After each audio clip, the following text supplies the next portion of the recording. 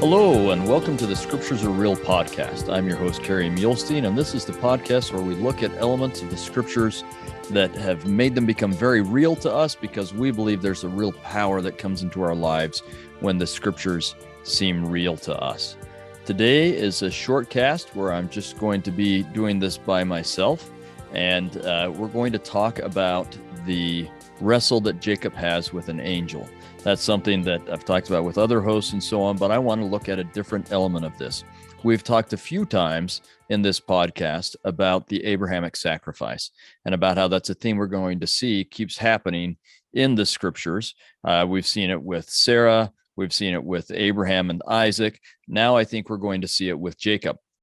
And I think we can understand this experience that Jacob has best if we see it in those terms.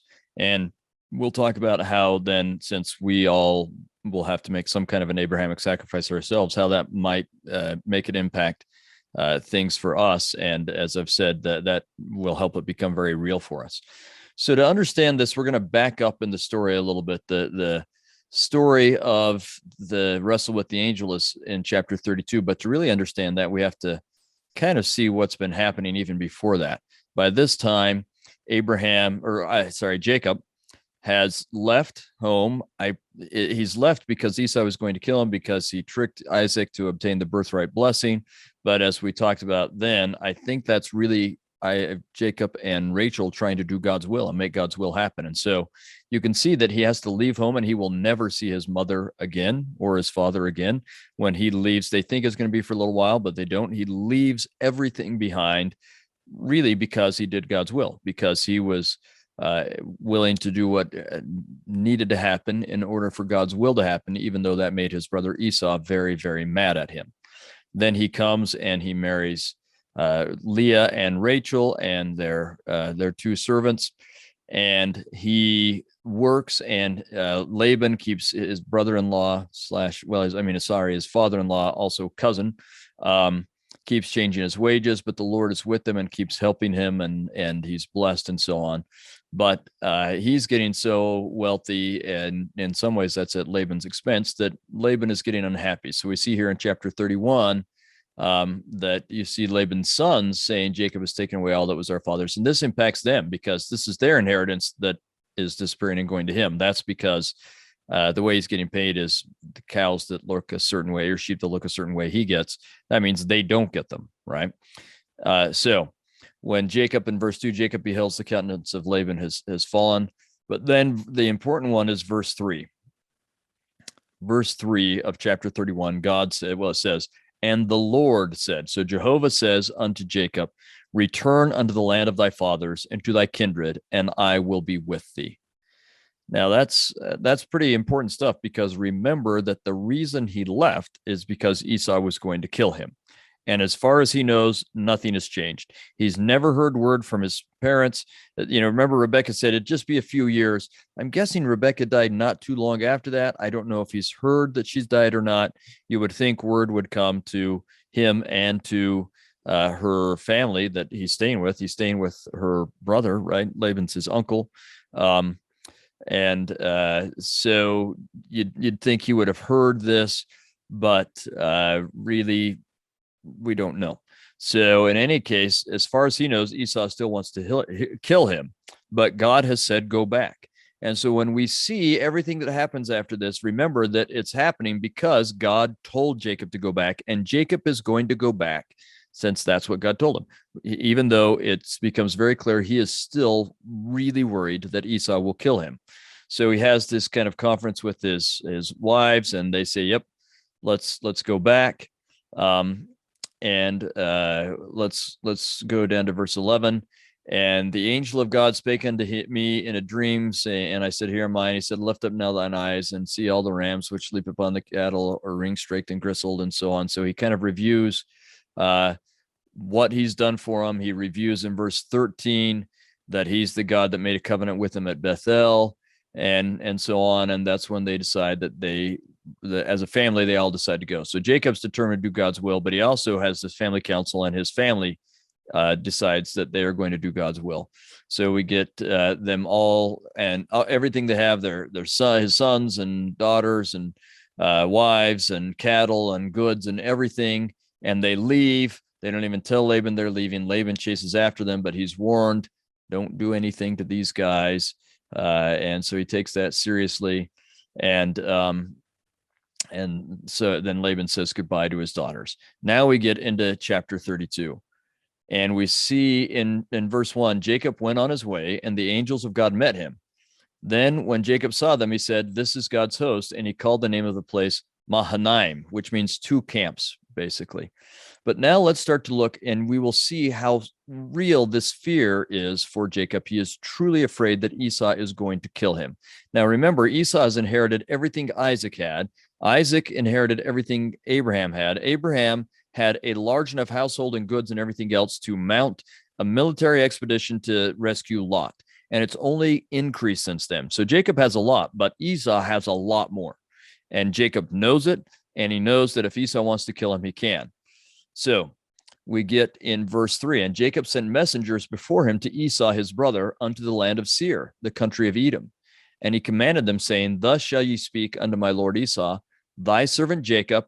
And this is that kind of phraseology that you use when you are trying to show someone is inferior and someone is superior. We have this in lots of correspondence. You say, I am thy servant. So Jacob is painting this out, even though the blessing was about him being in the leader and Esau serving him, the blessing that was promised to Rebekah, the blessing that Isaac gave him. Jacob is calling himself Esau's servant. He's willing to be the servant. There's really some great lessons to learn from there. But anyway, thy servant Jacob saith thus, I have sojourned with Laban and stayed there until now, and I have oxen and asses and flocks and men servant and women servants, and I have sent to tell my Lord that I may find grace in thy sight. In other words, he's saying, I'm not coming to claim this inheritance that you're willing to kill me over.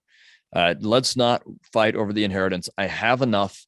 You can keep that inheritance that you got that was supposed to be mine, by the way, but you can keep it because I don't need it. So that's what he's trying to say.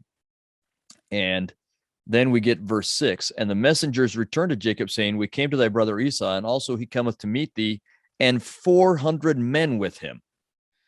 Now, you don't come with 400 men if you're just coming to say, hey, brother, welcome back, right? That's got to scare the dickens out of Jacob. And 400 men is enough to easily kill his entire family. And that's what he is afraid is going to happen. So look at what he does in the next verse. Jacob was greatly afraid and distressed, and he divided the people that was with him and the flocks and the herds and the camels into two bands, and said, if Esau come to the one company and smite it, then the other company which is left shall escape. Can you imagine as a parent, think of what Jacob is doing. He's saying, well, let's at least divide my family and everything into two, and I'm hoping at least half survive. How do you divide that up? Who do you put in which group, and what do you say to them? Saying, I hope you're the half that survives. Well, I hope you both survive. I don't know. I mean, this is incredibly heartrending. This is terrible stuff. And he is doing this. This shows you how real the fear is for Jacob that his family's not going to survive this. But he's doing it because God asked him to. If it were not for that, I think he wouldn't come down here into this place, because he's so afraid that his family will die. But he is this is why I think it's an Abrahamic sacrifice. He is willing to do what God has asked him to do, even though he believes it will result in the death of at least half his family and probably all of his family. So he's done what he can by sending nice words and a nice envoy to Esau. Seems like that hasn't worked. He's dividing his family in half, hoping half can survive. Now we get in verse 9, where he's going to appeal to the fact that he is doing God's work and he is keeping the covenant. And Jacob said, O God of my father Abraham and God of my father Isaac. That's appealing to the covenant. These are the people who the covenant was with. The Lord which says to me, return unto thy country, into thy kindred, and I will dwell with thee. So he's saying, I'm doing this because you told me to. I am not worthy of the least of all the mercies and of all the truth. See, it's not just mercy. It's not just blessing and cattle and sheep and so on. Mercies and truth, covenants and truth that he's received. So I'm not worthy of all that which thou hast shewed unto thy servant. For with my staff I passed over this Jordan. So when he crossed over Jordan on his way to Syria, all he owned was a staff. And now I am become two bands, right? So much that he can divide it into two large bands. So he's saying, I'm not worthy of the great blessings you've given me, truth or prosperity, family, and everything else. He's basically going through the blessings of the Abrahamic covenant and saying, I've received these. I've kept the covenant. I'm doing your will. I know I'm not worthy of the blessings of the covenant, but I've received them, which is another way, in a way of saying, but I've been keeping the covenant. Now we get to his asking. Deliver me, I pray thee, from the hand of Esau, for I fear him, lest he will come and smite me and the mother with the children. You see his fear. And now he's got the same question Abraham had. And thou saidst, I will surely do thee good and make thy seed as the sand of the sea, which cannot be numbered for multitude. So he's saying, you told me that I would have innumerable posterity as part of the covenant. You've given me all the other blessings of the covenant. It seems like you've given me this, but they're about to die. How does this happen? How does this work? So he really doesn't understand how this is going to work. He's praying like crazy that it will work out, but he's moving forward doing God's will. He's doing everything he can think of, and he's praying to God. So he's done stuff he can think of. He's prayed to God. Now he thinks of more things, and he's going to do more things. So he lodges there that night, and he sends gifts to Esau. First of all, there's going to be a group of 200 she-goats and 20 he-goats to go out with 20 ewes and 20 rams. And then there are milk camels with their colts and 40 kine, that's cows, and 10 bulls, 20 she-asses, 10 foals. And he delivers them into the hands of his servants. And he says, keep going. I want one group and then another group and then another group and another group, so that Esau just encounters one group. And when my brother Esau meets you and he asks, whose are these and what's going on, thou shalt say, they be thy servants Jacob's. It's a present sent unto my lord Esau. And behold, he's behind us. So he's going to get present after present after present after present after present, which should both make him happy and help him see Jacob isn't here to steal this inheritance. He's got his own stuff, and he's actually happy to add to your inheritance, and he's coming. All of this is everything he can think of doing to assuage Esau, hoping that Esau and his 400 men won't kill his family. But that's what it seems like is going to happen, and that's why he's in this predicament. So he sends all of them out, and he's hoping it will appease Esau. So after sending all of these gifts and everything else, he rises up that night with his two wives and his women servants, and he passes over the ford of Jabbok. That's the Jabbok River. He's sending them over the brook and sends over everything that he has. So we'll show some pictures of this just for our YouTube audience, and I'll try and describe it for our podcast audience. You can see here the Jabbok River. It goes through modern Jordan. It's one of the big dividing lines between territories in ancient times. It goes through modern Jordan and down into and feeds into the Jordan River. But it goes through the modern country of Jordan, and you can see it's quite steep, very, very steep most of the way, and not easy to pass over, certainly not with children and groups of sheep and so on. Most of this is just a winding river going through a mountain, and you can't do it. But there are places where it's well, really one place that I know, I don't know the river tremendously well, but I've followed it for quite a bit of its length. And there are places where it gets just a little shallower, and it's not quite as steep around. Still some rapids, but it's also can be peaceful, and there are places where you can pass. Sadly, today there's so much pollution, it's kind of nasty water, but there are places where you can get across, and it's a little less steep. And so that's worth understanding, and being able to try and picture in your mind as you think about this, that there are only a couple of places where there are fords where you can have the ford of Jabbok. So that's what happens is Jacob sends everyone across, all these gifts, and then everyone across. And then we get verse 24, and Jacob was left alone, and there wrestled a man with him until the breaking of the day. Now we want to talk about that wrestling, but to understand the wrestling correctly, I think we need to talk about the Abrahamic sacrifice element of this. So let's just review quickly and then see if we can, I want to share a story of when this became very real for me, and I hope it makes it more real for you and more applicable for you. Let's just review. Jacob left because he was told to. He left Canaan. He is coming back because he was told to. He is scared to death that his family will all be killed, but he's doing it because God asked him to. He would go a different way, I think, into a different place if it wasn't for the fact that God asked him to. So he is literally ready to sacrifice his family, though he desperately wants for that not to happen.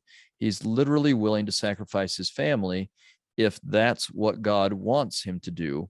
But he's now going to stop and pray. He has done everything he can, everything he could think of doing, and then prayed. And then he thought of more things to do, and he did all of that. And now he's praying, right?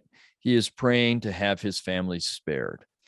That's an Abrahamic sacrifice. Now, I want to tell you a story about a time when I was at the Jabbok River. And for those of you who can see this picture, you can see some students there. And here's even a picture where you can see my wife kind of out praying by the river. But my family was here, and we were on these rocks by this place where it would be a good place to ford the river. And as I was talking about and teaching about the Abrahamic sacrifice, and then had a moment to ponder, I thought about my father. My father would die this was in, I think June, is somewhere around June. I think it was June of 2016. My father would die June of 2017. So about a year later, he would die from complications having to do with Parkinson's. He'd been suffering with Parkinson's for a long time. And I thought about my father and the suffering that I'd been witnessing him go through for about 15 years at that point.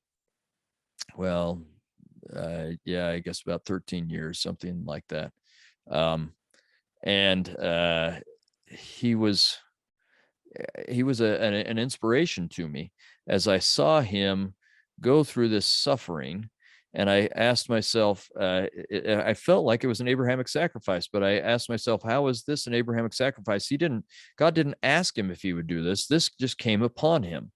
But as I thought about the way he did it, and conversations I'd had with him, or I'd seen him have with spiritual leaders that came by, missionaries that came by, my father didn't ask why me. He did ask some why questions. He asked questions like, what am I supposed to learn from this? God has given this to me. Why is this happening? What should I learn from this? Why does my family have to suffer as they try to take care of me? And what can I do to make this as good as possible for them?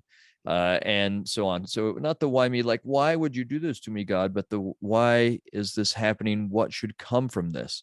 I was particularly touched by how much he wanted to alleviate the suffering of his family as they were trying to help him with his suffering. And he didn't want that to happen. And I saw him do so many things to try and make it so that people wouldn't have to take care of him, and try and uplift when they were around him rather than have them kind of be pulled down. He wanted to uplift his grandchildren, especially. I'll just share one story that will give you an idea of how this was for him. And I think it's very much like Jacob, who is pleading for his family, God, I'm doing your will, but my family's suffering as a result, and maybe going to die as a result, and I don't like that. Please, can we change that? So just before my father died, and this is actually the kind of the fall that started the process that would culminate in his death, he wasn't supposed to get up and walk on his own. He was supposed to use a walker and things like that. But he didn't take any of that. He was fighting Parkinson's and wasn't taking any of that lightly. So he'd get up and walk around on his own because he wanted to, even though he'd been told not to. Additionally, for people who suffer from Parkinson's, often during the night, they feel like they have to get up and walk around. And so he'd do that, and he wouldn't use his walker because he just wanted to walk as much and as long as he could. So one night, in the middle of the night, as he was walking on his own, he fell. He fell and hit his head on a leg of a chair that had wheels on it, and it cut his head. And so he's bleeding quite a bit, and he broke his back. We didn't know that immediately, but he broke his back. I had a nephew, their grandson, that was living there at the time, who had a job for delivery where he'd get up really early. So at about 4 a.m., he got up and he heard just so softly my dad calling, "Help. Is anyone there? Can you help?" And so he came out and found him bleeding. And well, at that point, the blood was drying, and with his back broken, which he didn't know. And he asked him, "Why are you calling so quietly?" And he said, "Well, I didn't want to wake up grandma." So my mom, his wife, I didn't want to wake her up and make her lose sleep. So I've just been calling loud enough so that when she is awake, she'll hear me. Right. That's where he was at in terms of not wanting to cause problems for his family. And so I asked myself, how is this an Abrahamic sacrifice for him? It's not whether he gets to choose whether he'll do it. Abraham and Jacob, and in a way Isaac, God asked them if they would do this, and they chose to do it. And if they'd chosen to do something else, then they could have chosen to do something else. For many people, like my father, who suffered from Parkinson's, or someone who has cancer or MS or ALS or anxiety or all sorts of other afflictions that come upon us, it's not a choice whether you will do it or not. The question is what you do with it when it comes, when God gives it to you. Will you fight against God, in which case you're not accepting his will? Or will you say, I understand this has come upon me, maybe even not because it's God's will, but because it's a fallen world, but I understand God's will, and I want to better understand his will and what I can learn from this and what I can get out of this. I had to ask myself, as I watched my father go through this, and I didn't have a choice as to whether he was going to go through it or not. I had to ask myself, am I going to be bitter about this? Or am I going to accept this and try and learn from it and become a better person as a result? And my father had to do the same thing. So I think, I hope not, but I suspect there are probably greater Abrahamic sacrifices ahead for me. But that was an Abrahamic sacrifice for me, to be able to accept with serenity and with faith in God, and a desire to learn God's will and learn from this. As I watched this suffering that my father went through, that was a kind of an Abrahamic sacrifice for me. And I realized that here on the Jabbok River, it became so meaningful to me that this became, it was already one of my favorite stories, but it became even more one of my favorite stories. The song that we sang there, that Nearer My God to Thee, which has all these elements of Jacob's Bethel experience and experience here at Peniel, that became my favorite song at that moment, as I realized that the Abrahamic sacrifice looks a lot of different ways for a lot of different people. But the question is, what do we do when we're asked to make like our largest or even midstream Abrahamic sacrifices? What do we do with that? And I think it is because Jacob was so willing to make the Abrahamic sacrifice that he has the rest of the story, the rest of the experience that happens here. Because if we look at this, we see that he wrestles with this angel. We've talked before, messengers. What does that mean? This doesn't seem to be a physical, normal human messenger, because of the way the story happens, it doesn't seem like it. Joseph Smith tells us that angels only pertain to this world, but this really seems to be a physical wrestle, because he puts Jacob's thigh out of joint. The text is pretty specific about that. He's going to limp on it and so on. So it must be someone with a being, so with a physical body. So this is pre-resurrection, so it can't be an angel that is about to come here, or an angel to be born on this earth, or an angel, a being that's already born on this earth and died. So this must be a translated being. I kind of picture this as an all-star wrestler from the city of Enoch, but in any case, he wrestles with this being, and we see that that Jacob doesn't, well, the Jacob isn't winning, but neither is this messenger. So when the messenger in verse 23 sees that he doesn't prevail against Jacob, he touched the hollow of his thigh, and the hollow of Jacob's thigh is put out of joint. So he kind of cheats, right? And then he says to Jacob, even with that, he can't get away. And he said, let me go, for the day breaketh. And Jacob said, I will not let thee go, except thou bless me. So this is the great characteristic or hallmark of Jacob. He was born this way, right? He's born holding on to his brother's ankle, and he's going to nearly die here holding on to this angel's leg or ankle or something, but holding on to this angel and not willing to let go. And we've seen it. He's not willing to let go in terms of any of the things that God wants him to do. If he has to, because he's learned that it's God's will for him to receive this birthright blessing, if he has to, with his mother, engage in some deceit, and this makes it so he has to leave home because his brother hates him, he's going to do that. If he has to deal with having Laban change who he's going to marry and all sorts of other things about his wages all along, Jacob's going to hang on through there. If he's going to have to go home because God asked him to, even though it seems like his family's going to be killed, he's going to hang on through that, and he's going to ask for this blessing, and he's not going to stop until he gets it. So, for example, Joseph Smith tells us that we must struggle and show God that we're determined to serve him at all hazards. Or Brigham Young talks about as struggling and wrestling and striving with God until God bursts the veil and we behold his glory or a portion of it. I think that's what's going on here. It's a real wrestle, but so often in the Old Testament, we have real physical things happening that happen in a way that is also symbolic. And I think this symbolically teaches us that we will, in these Abrahamic sacrifices, in the things God asks of us, we need to hang on and wrestle and struggle to align our will with God and to do his will and to understand and to come to him and struggle and wrestle with God in that way, in a good way, not in a bad way, right? But in a good way, until we do understand. And then we prevail. So we get that where Jacob says, I'm not going to let you go except thou bless me. And then interestingly, in verse 27, he says, what is thy name? And he said, Jacob. Now look at verse 28. This is so significant. He said, thy name shall be called no more Jacob, but Israel. For as a prince hast thou power with God and with men, and has prevailed. Israel's name, this name of Israel, it means, literally, it seems to mean he will prevail. So the question is, does this mean Jacob will prevail with God? And it has this, he'll prevail with God kind of connotation, right? So does it mean, it can be taken as God will prevail, or Jacob will prevail with God? And my guess would be that it's vague, because both meanings are intended. That because God will prevail in Jacob's life, Jacob will prevail with God and obtain the blessing that he's looking for. And we have this great talk that was given recently by President Nelson, God will prevail. I think that was given in October 2020 conference, where he talks about how we need to let God prevail in our lives. It was the inspiration for my book, God Will Prevail. So President Nelson's talk was Let God Prevail. So my book was named God Will Prevail. And so we get in this this idea that we need to have God, allow God to prevail in our lives, and then we prevail. Now, because that's happened for Jacob, let's see what happens after this in verse 29. And Jacob asked him and said, tell me, I pray thee, thy name. So Jacob's name has just been changed. So even before we get into the learning the angel's name, let's think about this.